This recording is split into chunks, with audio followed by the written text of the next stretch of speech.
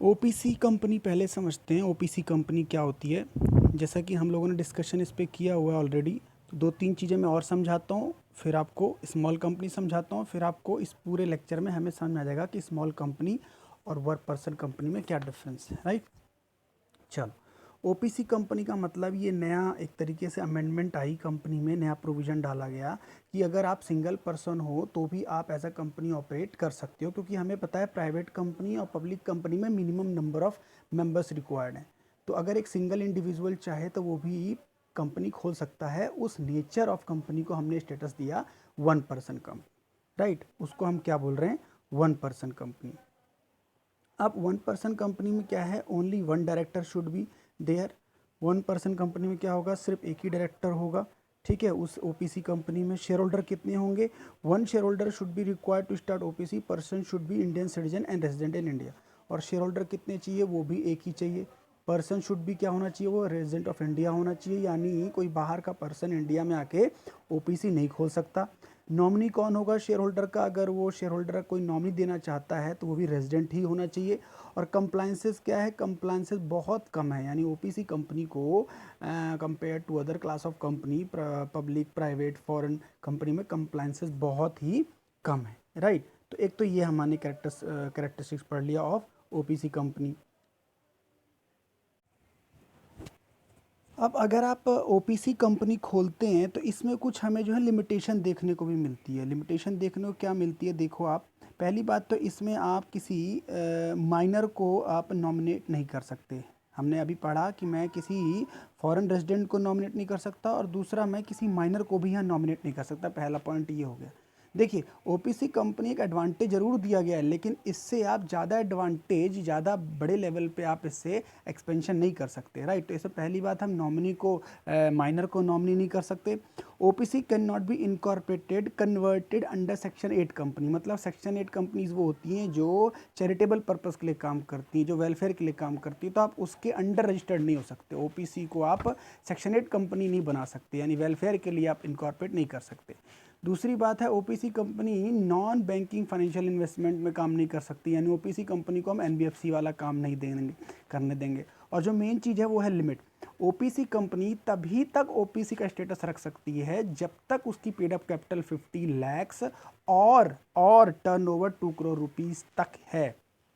Right, मतलब OPC company loose status, अगर आपने ये लिमिट क्रॉस कर दी यानी 50 लाख और 2 करोड़ वाली, तो आपको किसी और फॉर्म में कन्वर्ट करना पड़ेगा, इधर पब्लिक और प्राइवेट। मतलब OPC company lose is status, paid up share capital increase 50 lakhs और average annual turnover is more than 2 crore in 3 proceeding immediately proceeding the consecutive year. मतलब 3 लगातार सालों में आपकी एवरेज अगर टर्नओवर निकालें तो 2 करोड़ से इंक्रीज चल गई, तो आपको फिर क्या करना पड़ेगा, कंपल्सरी किसी और फॉर्म में कन्वर्ट करना पड़ेगा। OPC is required for specifically mention the word one person company below the name whenever it is used। मतलब जब कभी आप कोई डॉक्यूमेंट लिखोगे, अपने स्टैम्प पेपर बनाओगे, तो उसमें आपको OPC लिख के दिखाना है। ये केस लॉ भी है, यानी आपको अपने डॉक्यूमेंट्स में क्या लिख के देना पड़ेगा कि आप OPC हैं। राइट, तो ये पूरा एक तरीके से ओवरऑल हमने डिस्कस कर लिया OPC का।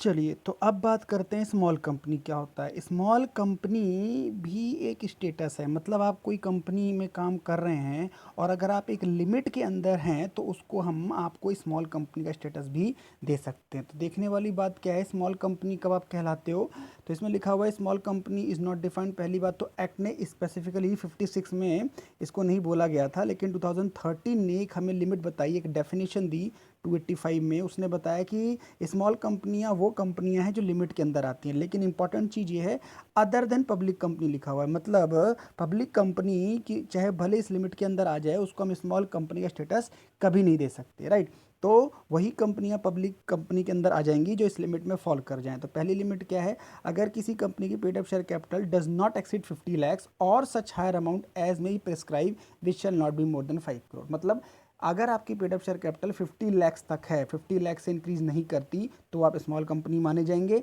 और ये 50 लाख की लिमिट 5 करोड़ तक गवर्नमेंट बढ़ा सकती है, लेकिन 5 करोड़ से ऊपर नहीं। 5 करोड़ से ऊपर अगर करेंगे तो वो स्मॉल कंपनी के कभी भी उसमें कवर नहीं होगा, यानी 50 लाख तक नॉर्मली देखा जाए तो आप स्मॉल कंपनी कहलाएंगे और इस 50 लाख को 5 करोड़ तक गवर्नमेंट कर सकती है।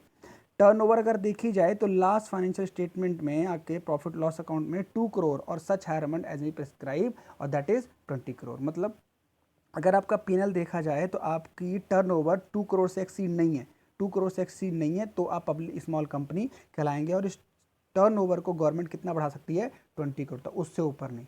तो कुल मिला के स्मॉल कंपनी और ओपीसी में बहुत बड़ा फ़र्क है। ओपीसी एक स्टेटस है, उस लिमिट आप क्रॉस करते हैं तो आपको ओपीसी का स्टेटस छोड़ना पड़ेगा और उसमें बहुत सारी बाउंडेशन हमने पढ़ी। स्मॉल कंपनी क्या हो गया, एक तरीके से एक लिमिट के अंदर अगर आप काम करते हैं तो हमें एक स्मॉल कंपनी नाम देंगे। वो लिमिट है पेड अप कैपिटल 50 लाख और टर्नओवर 2 करोड़, राइट। एक स्लाइड्स और देखते हैं। अब ये एक स्लाइड और देखते हैं, उससे हमें क्लियर हो जाएगा स्मॉल कंपनी है क्या। तो स्मॉल कंपनी फिर से देखते हैं, 285 में इसको डिफाइन किया गया, 56 एक्ट में नहीं था। स्मॉल कंपनी को हमने क्या दिया हुआ है, एक स्मॉल कंपनी स्मॉल फिश के नाम से दिया गया है, पूरे समुद्र में एक स्मॉल कंपनी मानी जाएगी। तो small company means a private company having paid up share capital less than 50 lakhs और such higher amount which is not more than 5 crore और टर्नओवर लेस देन 2 करोड़ और such higher amount but not more than 20 crore. मतलब आप एक ऐसी company की paid up capital 50 lakh है और टर्नओवर 2 करोड़ के अंदर है तो आपको हम स्मॉल कंपनी मानेंगे, चाहे आप चाहे आप प्राइवेट कंपनी हो या ओपीसी कंपनी हो, राइट। और हमने यहाँ लिखा public company can not be small company. अगर आप पहले से ही पब्लिक कंपनी है और आप चाहते हैं कि इस लिमिट के अंदर हम लाई कर रहे हैं तो हमें क्या माना जाए, स्मॉल कंपनी, तो वो कभी भी पॉसिबल नहीं है, राइट। तो ओपीसी कंपनी और स्मॉल कंपनी जब आप पढ़ेंगे तो दोनों सिमिलर लगेंगी लिमिट के एंगल से, बट रजिस्ट्रेशन अगर हम कराते हैं तो हमारा रजिस्ट्रेशन होता है प्राइवेट, पब्लिक या फिर OPC. But small company registration base पे नहीं होती, ये लिमिट बेसिस पे होती है। अगर आप इस लिमिट के अंदर काम कर रहे हैं तो आप स्मॉल कंपनी के नाम से जाने जाएंगे, लेकिन पब्लिक कंपनी को हम कभी भी स्मॉल कंपनी का स्टेटस नहीं देंगे, राइट।